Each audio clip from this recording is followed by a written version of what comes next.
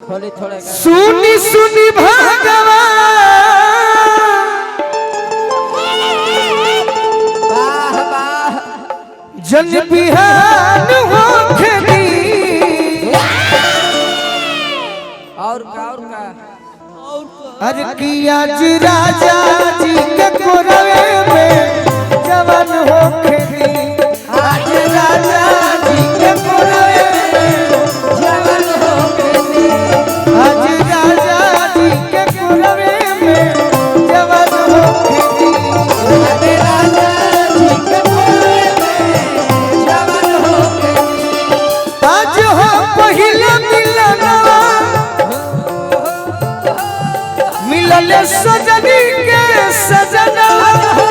पहिला मिलनवा मिलल सजनी के सजनवा हमारी अंग अंग गुलाब नियन खिलल बा बदनवा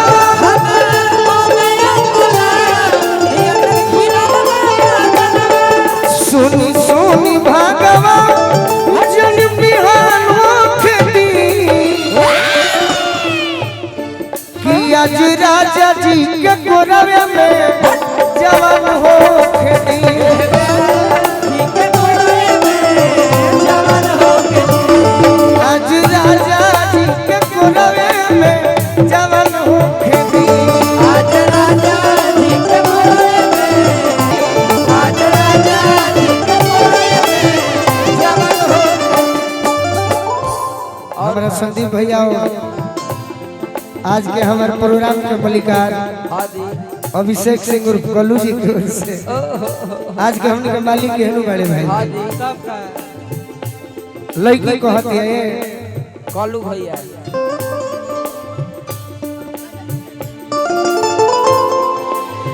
अच्छा बेंजो मास्टर भी ओरिजिनल है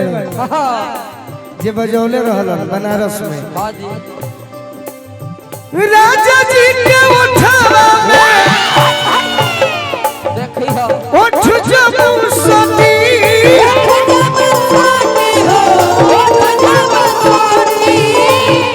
आज भुक भुक परी हमारा दिलवा के पाती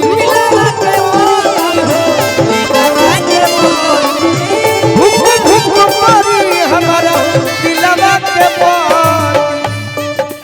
और का रात भर लभ के दरिया में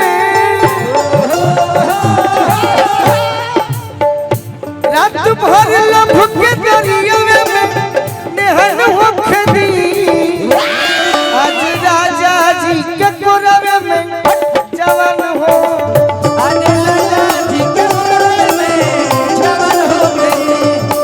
राजा जी के कोरवे में जवान हो आज राजा जी के कोरवे में जवान हो गई हटाई हमारा लाल रंगता छोटी भूमिका हटाई हमारा लाल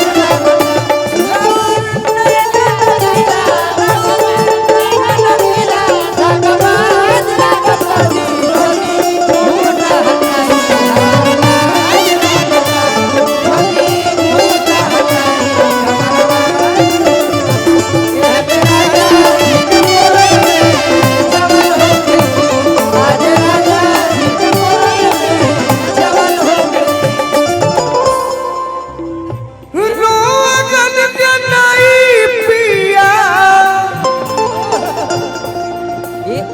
मन तो करता कि तोहरो से प्रेम करी तू ही बाकी भाई हो बड़ आज ले गलत नहीं के सिखौले जब से ना होता हर जल्ले बनी कि मंटू हो मन में भिन भिन अइला हो सोचता सट्टू के भाई मंटू एकरा के जगन्नाथ बाबू को देले बिया सही में सोचता नहीं कि मन बना के प्रेम करी बाकी नमो मंटू सब जगन्नाथ बाबू के देनी बा। बाकी ज्यादा बुरा ना मननी होली है होली कहा ओरिजिनल नाम हम जानत नहीं काजल हनो हादी रोगन जनाई पिया कोना जब उठई है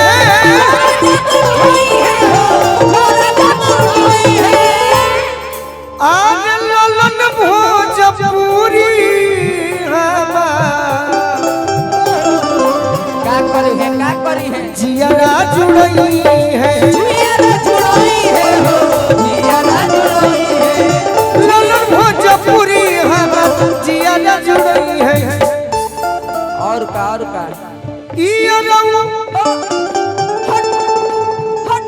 गोलू राजा के ए राजा जी परेशान हो खेती चला चला ई बात प्रिंस बाबा के याद रहे कि बाजल कैसे रहे कैसे कि आज राजा जी के कोरवे में जवान हो खेती